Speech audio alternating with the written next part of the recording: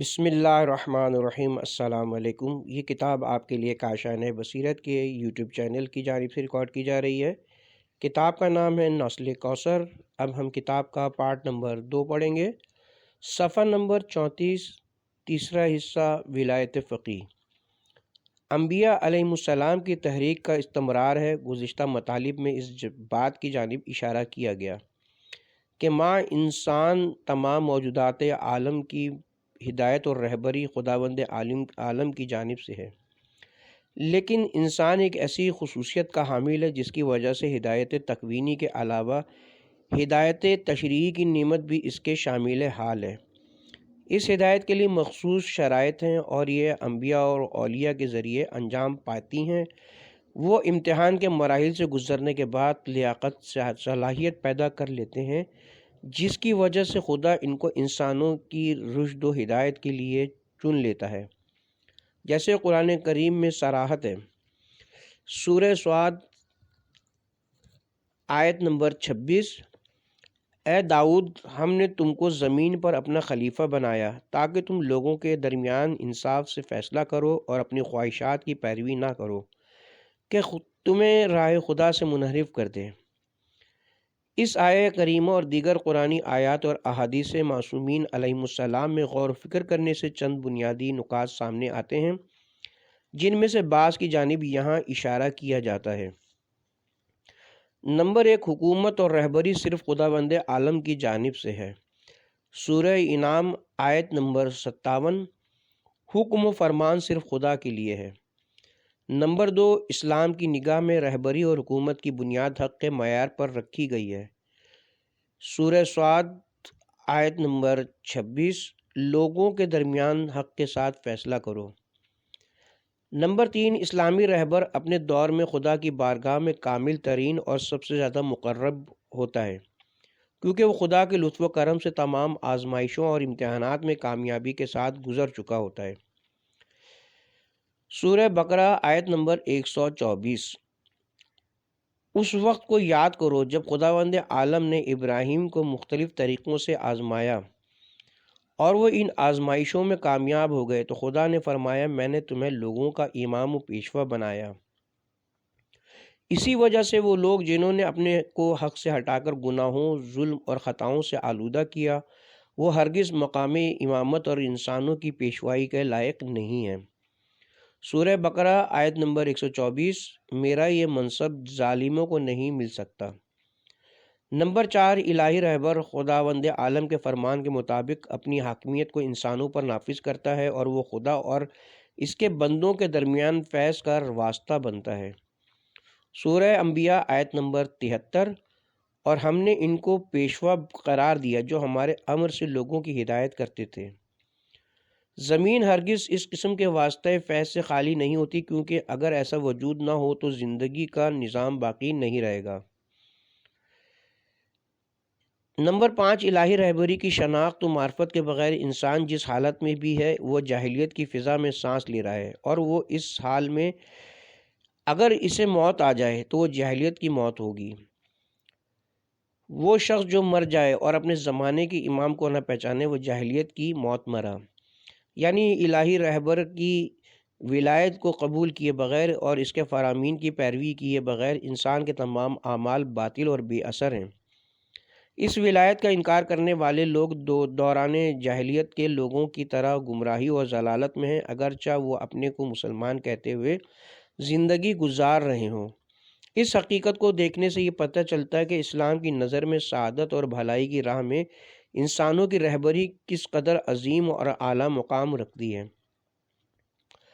اسلامی رہبر کمال کے اس مرتبے پر پہنچ جاتا ہے جہاں وہ خدا کی جانشینی کے قابل ہو جاتا ہے، ہر قسم کی آلودگی اور گناہ سے دور ہوتا ہے، خود پسندی اور استبداد اس کا شیوا نہیں ہوتا۔ اس کا ہدف صرف انسانوں کو سعادت اور کمال کی جانب ہدایت کرنا ہوتا ہے۔ اس کی زبان پر ہر وقت کلمہ حق ہوتا ہے اور زبان سے کوئی بات بھی ایسی نہیں نکالتا جو حق کے خلاف ہو۔ اس کے بغیر تکاملی سفر اور سعادت مندی ممکن نہیں ہوتی، اور کبھی بھی انسانی معاشرہ ایسے رہبر کے وجود سے بے نیاز نہیں ہوتا۔ الہی ولایت کی سرپرستی۔ اسلام کے نزدیک حقیقی حاکمیت اور ولایت خدا کی ہے، لیکن اس حاکمیت اور ولایت کا نفوذ اور اپنے فرامین کو بندوں تک پہنچانے کا کام خاص افراد کے ذریعے انجام پاتا ہے۔ یہ افراد انبیاء اور رسل ہیں، جن میں سے بعض حضرت نوح، حضرت ابراہیم، حضرت موسیٰ، حضرت عیسیٰ اور پیغمبر گرامی اسلام علیہ الصلاۃ والسلام کی مانند ہیں، جو صاحب شریعت تھے اور ان کو اولیاء العزم پیغمبر کہا گیا ہے، اور بعض ایسے ہیں جو خود صاحب شریعت نہیں ہیں، بلکہ ان کی ذمہ داری یہ تھی کہ وہ اپنے سے پہلے جو اولی العزم پیغمبر گزرا ہے اس کی شریعت کی جانب لوگوں کو دعوت دیں۔ اللہ کے سب سے آخری نبی پیغمبر اسلام ہے، اور ان کے بعد کوئی دوسرا نبی نہیں آئے گا۔ قرآن فرماتا ہے، سورہ احزاب آیت نمبر 40، حضرت محمد مصطفیٰ تم میں سے کسی کے بھی حقیقی باپ نہیں ہیں، لیکن اللہ کے رسول اور سب سے آخری نبی ہیں۔ سب سے آخری الہی آئین اور دین بھی دین مبین اسلام ہے، اور اسلام کے آ جانے کے بعد کوئی بھی دوسرا آئین اللہ کے نزدیک قابل قبول نہیں ہے۔ سورہ آل عمران آیت نمبر 19 میں ہے، بے شک دین اللہ کے نزدیک صرف اسلام ہی ہے۔ اسی بنا پر ارشاد ہوتا ہے، حلال محمدی ہمیشہ کے لیے تا قیامت تک حلال ہے، اور حرام محمدی ہمیشہ کے لیے قیامت تک حرام ہے۔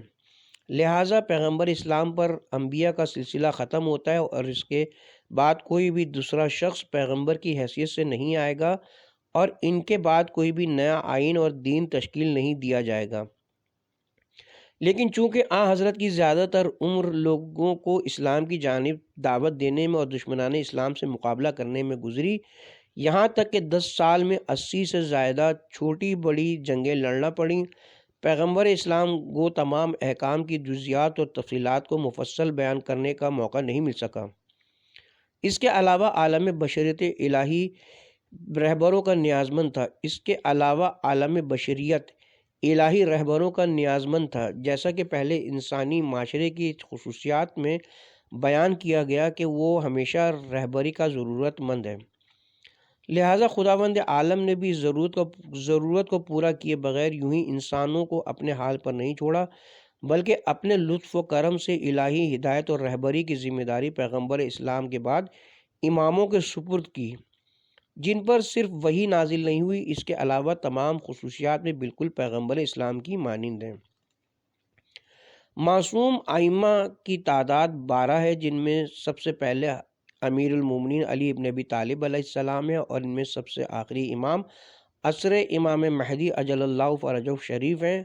معتبر اسلامی روایت اور مدارک کی روشنی میں تمام ائمہ کو نصب کرنا اور ان کی تعین خداوند عالم کی جانب سے، اور پیغمبر اکرم نے اماموں کی تعداد اور ان میں سے ہر ایک کا نام بیان فرمایا ہے۔ اس کے ساتھ ہی ساتھ کلی طور پر ان اماموں کی اطاعت اور پیروی کو تمام مسلمانوں پر واجب کر دیا ہے۔ میں تمہارے درمیان 2 گراں قدر چیزیں چھوڑے جا رہا ہوں، ایک اللہ کی کتاب اور دوسری میری اطرت جو میرے اہل بیت ہیں۔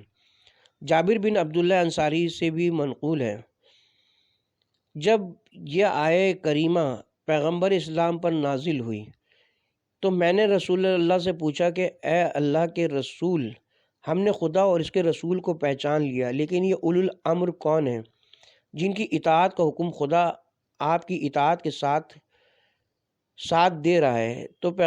تو رسول اکرم نے فرمایا کہ وہ میرے جانشین اور میرے بعد مسلمانوں کے امام ہیں، جن میں سب سے پہلے علی ابن ابی طالب علیہ السلام ہے، اور ان کے بعد حسن، پھر حسین، پھر علی ابن الحسین، پھر محمد بن علی ہیں جو تورات میں باقر سے معروف ہیں، پھر صادق جعفر بن محمد، ان کے بعد موسیٰ بن جعفر، پھر علی بن موسیٰ، اور ان کے بعد محمد بن علی، پھر علی بن محمد، اور پھر حسن بن علی، اور آخری امام وہ ہیں جن کا نام میرا نام ہے اور جن کی کنیت میری کنیت ہوگی۔ وہ روئے زمین پر خدا کی حجت، بقیت اللہ اور خدا کے بندوں کے درمیان الہی یادگار ہیں۔ وہ حسن بن علی یعنی 11ویں امام کے فرزند ہیں۔ اس کے علاوہ پہلے معصوم امام حضرت علی علیہ السلام کو خود پیغمبر اسلام نے واقع غدیر خم اور دیگر متعدد مقامات پر لوگوں کو پہچانوا دیا اور ائمہ معصومین علیہم السلام میں سے ہر ایک اپنے بعد آنے والے امام کو صلاحیت کے ساتھ روشن انداز میں پہچانوائے گا۔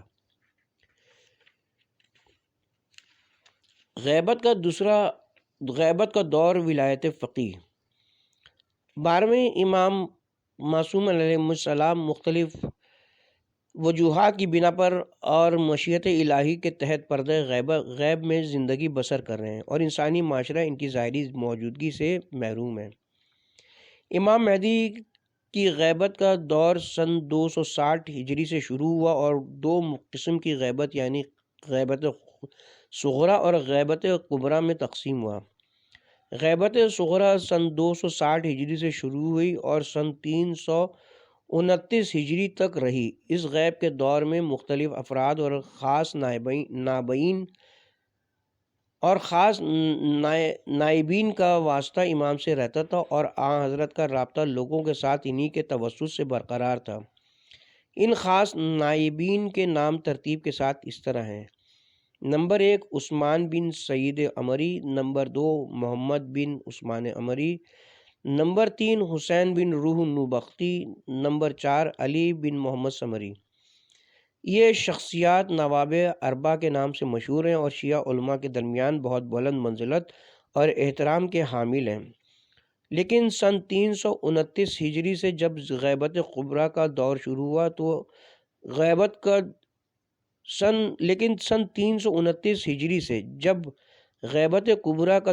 ہوا تو اب تک چلا آ رہا ہے۔ اس دور میں کوئی خاص افراد حضرت کے نائب یا نمائندے کی حیثیت سے معین نہیں ہے اور ہر وہ شخص جو اس قسم کا دعویٰ کرے کہ وہ امام کی جانب سے نائب خاص ہے وہ جھوٹا ہے۔ لیکن جیسا کہ پہلے بیان کیا جا چکا ہے کہ انسانوں کو سعادت اور کمال تک پہنچنے کے لیے بنیادی طور پر ہمیشہ الہی رہبروں اور ہدایت کی ضرورت ہے جو الہی احکام اور الہی فرامین کو بخوبی جانتے ہیں اور ان پر عمل پیرا ہو کر اپنے تمام پیروکاروں کے لیے نمونہ ہیں،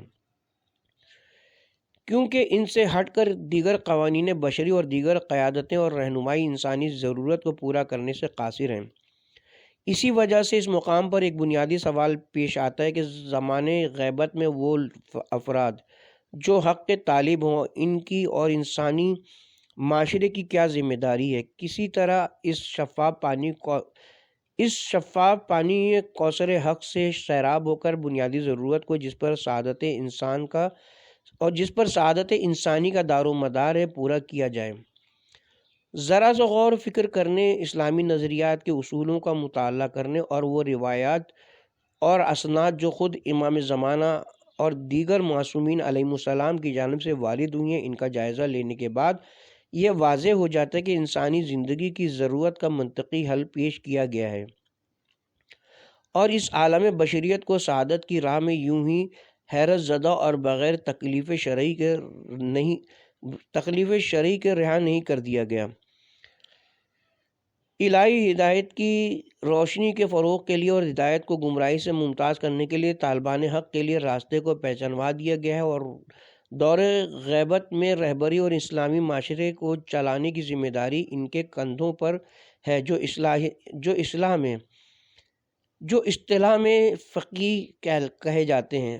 فقیہ وہ شخص ہے جو اصول شریعت کو سمجھتا ہو اور وہ اس سلسلے میں اجتہاد کی حد تک پہنچا ہوا ہو اور اس قدر مہارت حاصل کرے کہ اسلامی اصولوں کی بنا پر شرعی حکم صادر کرے۔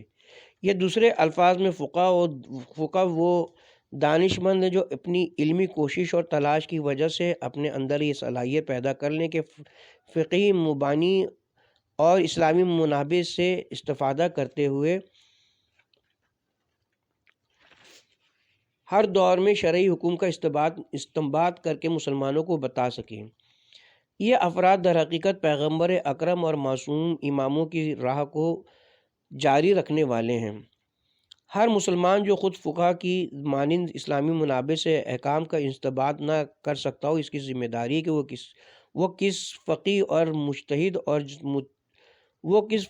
اور مجتہد جامع شرائط کی تقلید کرے، یعنی تمام اسلامی مسائل میں مجتہد کے فتویٰ اور نظریے کے مطابق عمل کرے۔ فتوے پر عمل کرنے والا شخص مقلد اور جس فقی کے نظریات پر عمل کیا جائے اسے مرجع تقلید کہا جاتا ہے۔ البتہ احتیاط پر بھی عمل کیا جا سکتا ہے۔ اس سلسلے میں مزید معلومات کرنے کے لیے رسالہ علمیہ کی طرف رجوع کیجیے۔ وہ تمام افراد جو مرجع تقلید بننے کی صلاحیت رکھتے ہیں امام زمانہ کے نائب عام ہیں۔ خود امام زمانہ نے ایک شیعہ کے جواب میں اپنی مبارک تحریر کے ساتھ یہ لکھا کہ حوادث اور مسائل میں ہماری حدیثوں کی روایت کرنے والوں کی جانب رجوع کرو، کیونکہ وہ تم پر میری حجت ہے اور میں اللہ کی حجت ہوں۔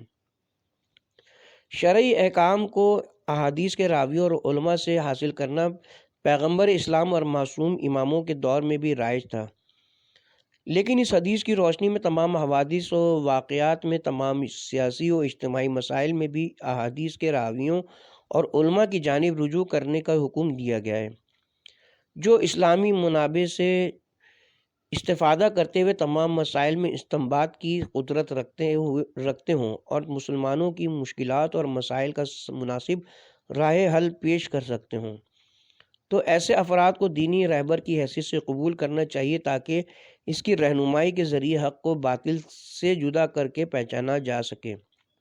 اس بات کو بھی سمجھ لینا چاہیے کہ اس زمانہ غیبت میں رہبری دو طریقوں سے ہو سکتی ہے۔ نمبر 1، فتویٰ میں رہبری مرجعیت یعنی احکام شرعی کا بیان کرنا، احکام تکلیفی اور احکام وضعی دونوں کو بیان کرنا۔ نمبر 2، سیاسی رہبری یعنی امت اسلامی کی پیشوائی۔ اس بنا پر مرجع وہ ہے جو تنہا مسلمانوں کی فردی اور اجتماعی زندگی میں ان کی شرعی تکلیف کو بیان کرنے کا ذمہ دار ہو، لیکن امت اسلامی کا رہبر یا پیشوا وہ شخص ہے جو فتویٰ بیان کرنے کے علاوہ حکومت اسلامی کی تشکیل کے لیے اقدام کرے اور اسلامی معاشرے کو احکام اسلامی کی بنیاد پر چلائے۔ اس بیان سے یہ واضح ہو جاتا ہے کہ رہبر اور مرجع میں سے ہر ایک فقیہ ہے وہ امام زمانہ کا نائب عام ہے، لیکن دونوں میں فرق یہ ہے کہ تمام فقہا مقام مرجعیت میں احکام شرعی کا استنباط کر سکتے ہیں اور اپنے فتووں کو بیان کر سکتے ہیں۔ مسلمان بھی آزاد ہیں کہ جس مرجع کو عالم سمجھیں اس کی تقلید کریں، لیکن رہبر اور اسلامی حاکم چند افراد نہیں ہو سکتے، بلکہ وہ فقیہ جو رہبر کی حیثیت سے ہو، جس کے ہاتھوں میں حکومت کی باغ دوڑ ہو، اس کی اطاعت تمام مسلمانوں پر واجب ہو جاتی ہے۔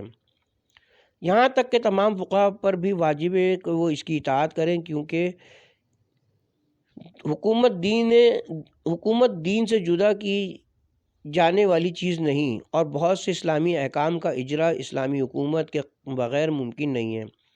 اسی وجہ سے کئی احکام ایسے ہیں جن کو اسلامی حاکم کی جانب پلٹایا جاتا ہے۔ اس نظریے کی بنا پر ولایت فقیہ ولایت تشریعی کی اقسام سے ہے، جیسا کہ پیغمبر اکرم اور ائمہ معصومین کی ولایت ہے۔ لہذا غیبت امام کے دور میں فقیہ جامع شرائط کے کندھوں پر اس ولایت سرپرستی اور رہبری کی ذمہ داری ہے۔ شرع اور عقل کی روح سے وہ چیز جو حیات رسول کے زمانے میں اور امیر المومنین علی ابن ابی طالب علیہ السلام کے زمانے میں لازم تھی، یعنی حکومت اور معاشرے کے نظام کو چلانا، یہ ذمہ داری ان کے بعد ہمارے زمانے میں بھی لازم ہے۔ اس سلسلے میں جو اختیارات معصومین کو حاصل تھے وہی ولی فقیہ کو حاصل ہیں۔ ان امور میں جس طرح پیغمبر اور اماموں کی اطاعت واجب تھی، اسی طرح ولی فقیہ کی اطاعت بھی واجب ہے۔ بالفاظ دیگر چونکہ ولی فقیہ امام زمانہ کا نائب ہوتا ہے اور آن حضرت کی غیبت کے دور میں ان کی نمائندگی میں اسلامی حکومت کی تشکیل اور اس کو سنبھالنے کے لیے اقدام کرتا ہے، لہٰذا اس سلسلے میں آن حضرت کے تمام مناصب اور اختیارات اسے حاصل ہیں۔ روایات کی روشنی میں ائمہ معصومین کے پاس 3 مناصب تھے جن پر ولی فقیہ بھی فائز ہے۔ نمبر 1، دینی مرجعیت، شرعی احکام کو بیان کرنا۔ نمبر 2، قضائی مرجعیت، حکم صادر کرنا، قضاوت کرنا۔ نمبر 3، لوگوں کی رہبری کرنا، اسلامی حکومت کی تشکیل دینا۔ ولی فقیہ کے شرائط اور خصوصیات۔ وہ فقیہ جو اسلامی نظام کی رہبری کا ذمہ دار ہو، اس میں چند شرائط اور خصوصیات کا پایا جانا ضروری ہے۔ حضرت امام حسن عسکری علیہ السلام اپنی مشہور و معروف حدیث میں مرجع تقلید اور مجتہد جامع شرائط کی خصوصیات اس طرح بیان فرماتے ہیں: عوام کو ایسے فقہا کی تقلید و پیروی کرنی چاہیے جو اپنے نفس کو گناہوں سے بچانے والے، خدا کے دین کی حفاظت کرنے والے، اپنی خواہشات نفسانی کی مخالفت کرنے والے اور اپنے مولا کے امر کی اطاعت کرنے والے ہوں۔ اس حدیث شریف اور دیگر احادیث و آیات کی روشنی میں ولی فقیہ کی اہم خصوصیات مندرجہ ذیل ہیں۔ نمبر 1، عدالت و تقوی۔ اسلام میں کلی طور پر تمام اجتماعی مناصب جیسے جمعہ اور جماعت کی امامت، قضاوت اور رہبری وغیرہ کے لیے عدالت کی صفت بنیادی شرط ہے۔ عدالت ایک نفسانی حالت ہے جو انسان کو تقوی کی جانب لے جاتی ہے اور بڑے گناہوں کے ارتکاب سے مانع ہوتی ہے، بلکہ بنابر اقوام صغیرہ اور گناہوں کی انجام دہی سے بھی روکتی ہے۔ اسلامی معاشرے کے رہبر میں یہ صفت کمال کی حد تک ہونی چاہیے تاکہ وہ معاشرے کو نجات دلا سکے۔ اس بارے میں حضرت علی علیہ السلام فرماتے ہیں، بے شک صالح امت عادل امام کے ذریعے نجات پیدا کرتی ہے اور گناہگار لوگ فاجر امام کے ذریعے ہلاک ہو جاتے ہیں۔ صفت عدالت اور تقوی ایک دوسرے کے لیے لازم و ملزوم ہے، لہذا اسلامی معاشرے کا رہبر ہر حال میں اپنی خواہشات نفسانی پر مسلط یاد خدا میں مشغول ہو اور تمام فردی، اجتماعی، سیاسی اور اقتصادی مسائل میں تقوی الہی اختیار کرے تاکہ وہ اپنے باطنی اور ظاہری دشمن پر کامیاب ہو سکے۔ قرآن مجید متقین کی صفات بیان کرتے ہوئے فرماتا ہے، سورہ اعراف آیت نمبر 201، وہ لوگ جنہوں نے تقوی اختیار کیا ہے جب شیطانی وسوسوں میں مبتلا ہوتے ہیں تو یاد خدا میں مشغول ہو جاتے اور وہ صاحب بصیرت ہو جاتے ہیں۔ نمبر 2، علم و فقاہت۔ رہبر میں یہ علمی صلاحیت ہونی چاہیے کہ فقہ کے مختلف ابواب میں فتویٰ صادر کر سکے، یعنی کتاب سنت، اجماع اور عقل کے اصولوں سے ایک صاحب نظر کی طرح اسلامی احکام کا استنباط کر سکے۔ اسلامی معاشرے کے رہبر کو پیغمبر اور ائمہ معصومین کی سیرت طیبہ اور تمام اسلامی قوانین کے بارے میں مکمل آگہی ہونی چاہیے تاکہ وہ لوگوں کی حق کی جانب ہدایت کر سکے۔ امیر المومنین علی ابن ابی طالب علیہ السلام اس بارے میں فرماتے ہیں، اے لوگو، امر حکومت کے بارے میں سب سے زیادہ سزاوار وہ ہے جو اس پر سب سے زیادہ قدرت مند ہو اور خدا کے احکام کے بارے میں سب سے زیادہ علم رکھتا ہو۔ نمبر 3، شجاعت۔ رہبر کو اس طرح شجاع ہونا چاہیے کہ وہ خدا کے علاوہ کسی سے نہ ڈرے تاکہ وہ اسلامی نظام کی مصلحت کے پیش نظر جس حکومت کے ساتھ چاہے رابطہ برقرار کرے اور جن کے ساتھ رابطہ برقرار کرنے میں مصلحت نہ ہو ان سے قطع رابطہ کرے۔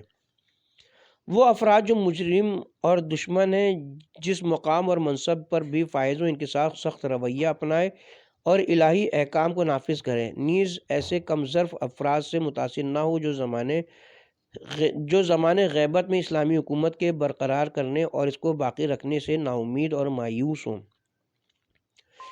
اسلامی حکومت کے دفاع کے لیے اپنے عزیزوں اور معاشرے کے افراد کی شہادت سے خوف زدہ نہ ہو۔ اسلامی معاشرے کے رہبر اور پیشوا ہونے کی حیثیت سے حوادث زمانہ کے تمام طوفانوں اور اسلام کے دشمنوں کو ڈٹ کر مقابلہ کرنے اور امت اسلام کو نجات کی منزل تک پہنچائے۔ نمبر 4، ناپسندیدہ صفات اس میں نہ پائی جائیں۔ بخل، حسد، سختی اور طمع و لالچ کبھی صفات رہبر میں نہیں ہونی چاہیے۔ امام متقین حضرت علی علیہ السلام فرماتے ہیں، وہ شخص جو لوگوں کے نفوس، ناموس، احکام اور قوانین اور مسلمانوں کی پیشوائی پر ولایت رکھتا ہو، اس کے لیے سزاوار نہیں ہے کہ وہ بخیل ہو، جاہل ہو، اس لیے اگر جاہل ہوگا تو اپنی جہالت کی بنا پر لوگوں کو گمراہ کر دے گا۔ اسے سرسخت بھی نہیں ہونا چاہیے کہ لوگ اس کی خشونت کی وجہ سے اس سے قطع رابطہ کر لیں۔ نمبر 5، قدرت مندی اور حسن تدبیر۔ ولی فقیہ کو جسمانی اعتبار سے قدرت مند اور توانا ہونا چاہیے۔ اس کے کان، آنکھیں اور زبان وغیرہ سالم ہو اور اس کے اعضاء و جوارح اور حواس سالم ہونے چاہیے، جو اس کے کام سے مربوط ہیں۔ روحانی اور فطری اعتبار سے بھی اسے قدرت مند ہونا چاہیے تاکہ سیاسی مسائل کو صحیح طریقے سے سمجھ سکیں اور معاشرے کی ضروریات اور نفسیات سے باخبر ہو۔ انتظام کی قدرت، نتیجہ اخذ کرنے کی قدرت اور قوت ارادی کا حامل ہونا چاہیے۔ اسی طرح حسن تدبیر اور آئندہ کے لیے صحیح اقدامات کرنا رہبر کی اہم خصوصیات میں سے ہے، خصوصاً اہم امور میں فیصلے جن کے انجام پر قوموں کا دار و مدار ہوتا ہے، جیسے اعلان جنگ یا صلح وغیرہ، کیونکہ ممکن ہے کہ چھوٹی سی غلطی سے اسلام کو یا معاشرے کو ناقابل تلافی نقصان ہو جائے۔ امام رضا علیہ السلام امام اور رہبری کی صفات کو شمار کرتے ہوئے فرماتے ہیں: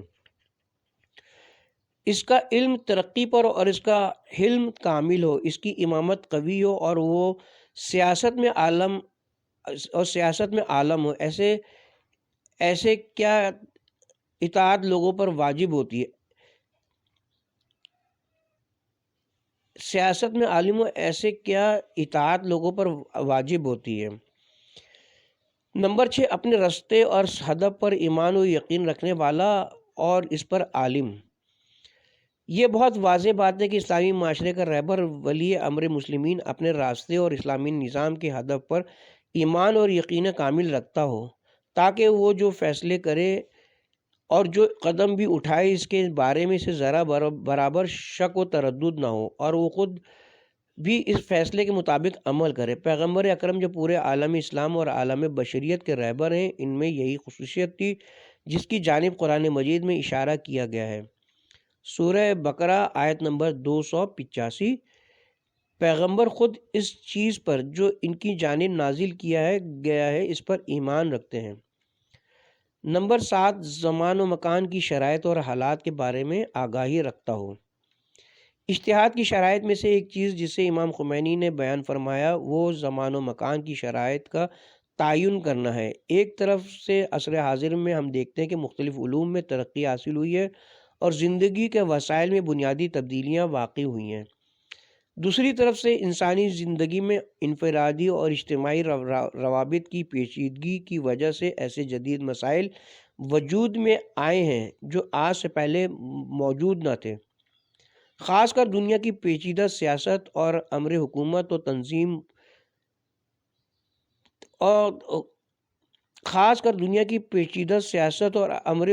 تنظیم مملکت باعث بنا کر دنیا پر حکومت کرنے کا دعویٰ کرنے والے بھی بہت زیادہ خطا و اشتباہات کا شکار ہوئے۔ اس قسم کے حالات میں اسلامی حاکم کے اہم شرائط میں سے یہ ہے کہ وہ زمان و مکان کے تقاضے اور شرائط کو سمجھتا ہو تاکہ وہ اپنے فیصلوں اور حکومتی احکام کو صادر کرنے میں اسلام اور مسلمانوں کی مصلحتوں کو پیش نظر رکھتا ہو، اندرونی اور بیرونی دشمنوں کے پروپیگنڈوں کا شکار نہ ہو اور ساتھ ہی ساتھ قوانین اور احکام دین کا محافظ ہو۔ اس بارے میں امام جعفر صادق علیہ السلام فرماتے ہیں: اپنے زمانے کے حالات کا علم رکھنے والے پر شبہات اور اشتباہات عارض نہیں ہوتے۔ اس کے ساتھ ہی ہم یہاں پر بھی پارٹ نمبر 2 کا اختتام کرتے ہیں۔